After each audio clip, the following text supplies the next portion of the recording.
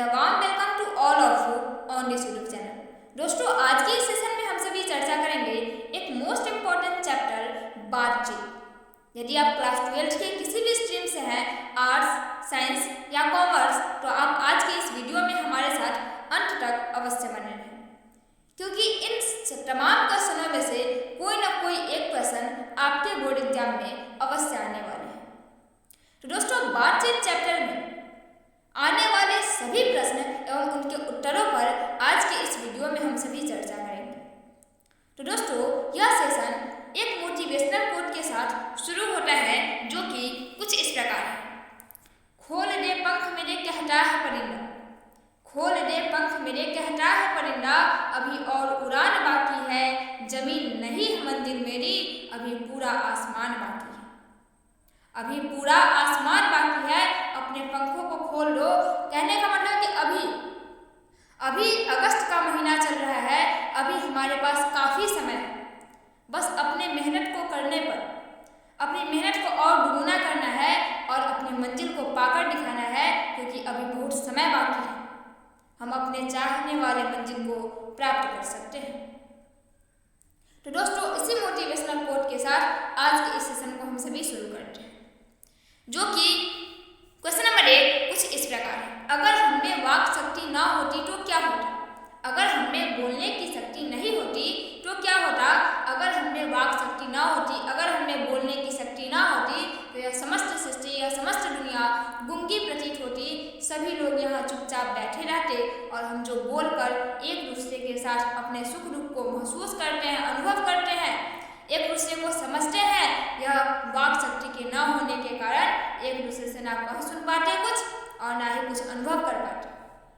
अगर हमें बोलने की शक्ति नहीं होती तो हम ना ही कुछ बोल करके एक दूसरे के साथ अपने अनुभवों को साझा कर पाते, ना ही उनके सुख दुख में उनका साथ दे पाते और एक दूसरे से कुछ ना कह पाते, ना सुन पाते। इस प्रकार से यह पूरी दुनिया, समस्त दुनिया गूंगी प्रतीत होती। क्वेश्चन नंबर 2, जो कि कुछ इस प्रकार है। बातचीत के संबंध में बेन जॉनसन और एडिसन के क्या विचार है? बातचीत के संबंध में बेन जॉनसन और एडिसन के क्या विचार है?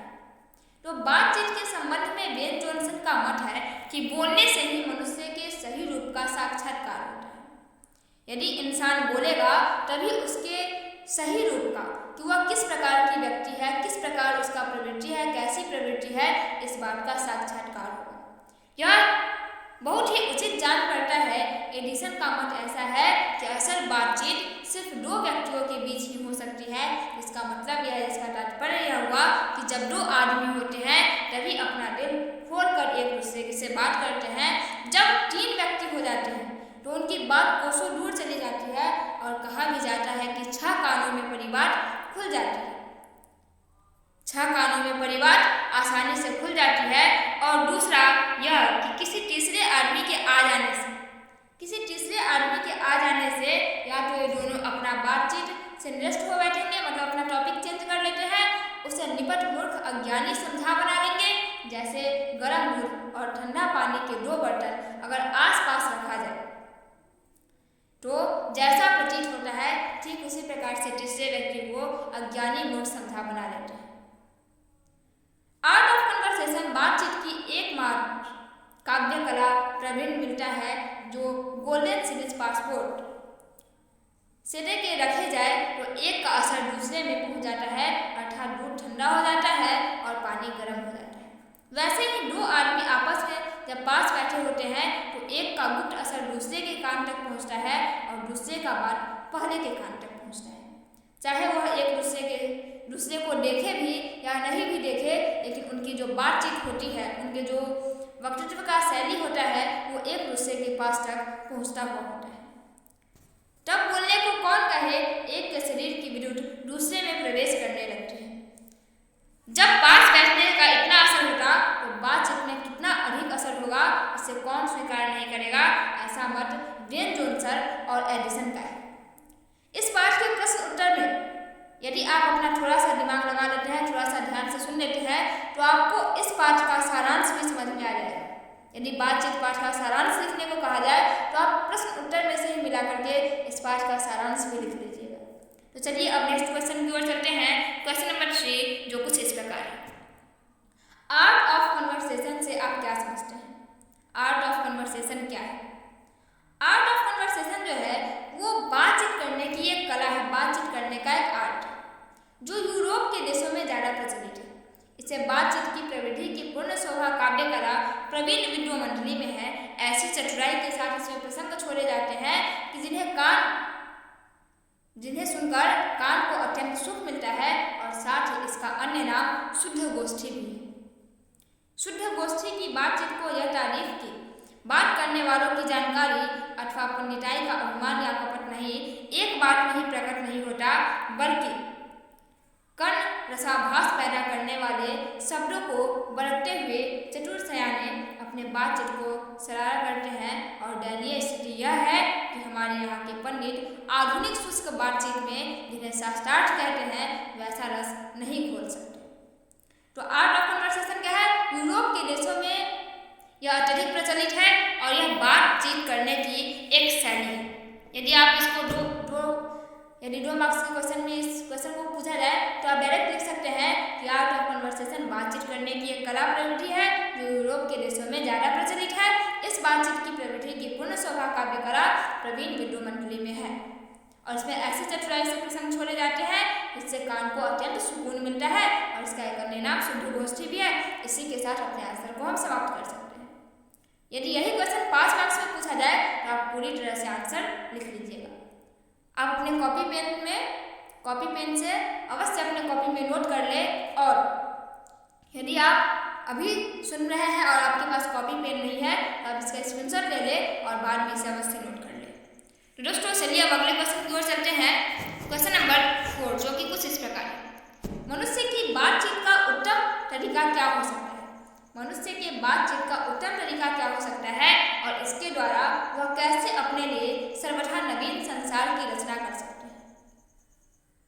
इसका आंसर यदि हम कुछ इस प्रकार से कर सकते हैं कि मनुष्य में बातचीत का सबसे उत्तम तरीका उसका आत्मवार्तालाप है। मतलब मनुष्य बातचीत करने का सबसे अच्छा तरीका है कि वह स्वयं से बात करे। मनुष्य अपने अंदर ऐसी शक्ति विकसित करे जिसके कारण वह अपने आप से बात कर लिया करे। आत्मवार्तालाप से तात्पर्य क्रोध पर नियंत्रण है। यदि आप स्वयं से बात कर लीजिएगा तो आपको अपनी कमी महसूस होगी और आप अपने क्रोध पर नियंत्रण कर पाइएगा जिसके कारण अन्य किसी व्यक्ति को कष्ट न पहुँचे, क्योंकि हमारी भीतरी मनोवृत्ति प्रतिक्षण नए नए रंग दिखाया करती है। और यह जो पंक्ति है हमारी भीतरी मनोवृत्ति प्रतिक्षण नए नए रंग दिखाया करती है, यह भी एक क्वेश्चन है और इसकी व्याख्या करने के लिए कई बार हमारे बोर्ड एग्जाम से पूछे जा चुके हैं। तो दोस्तों इसका आंसर भी हम बताने वाले हैं, तो आप हमारे साथ अंत तक अवश्य बने रहें। वह हमेशा बदलती रहती है।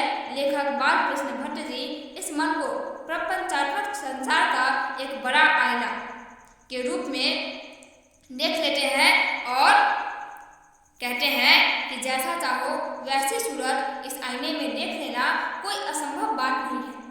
अतः मनुष्य को चाहिए कि मन के चित्त को एकाग्र करके मनोवृत्ति स्थिर करके अपने आप से बातचीत करना सीखे। इससे आत्मचेतना का विकास होगा, उसी वाणी पर नियंत्रण हो जाएगा, जिसके कारण दुनिया से किसी से बैर न रहेगा, दुनिया में किसी से दुश्मनी नहीं होगी और बिना प्रयास के हम बड़े बड़े अजय शत्रु पर भी विजय प्राप्त कर लेंगे। यदि ऐसा हुआ तो हम सर्वथा एक नवीन संसार की रचना कर सकते हैं। इससे हमारी वाक शक्ति का दमन भी नहीं होगा।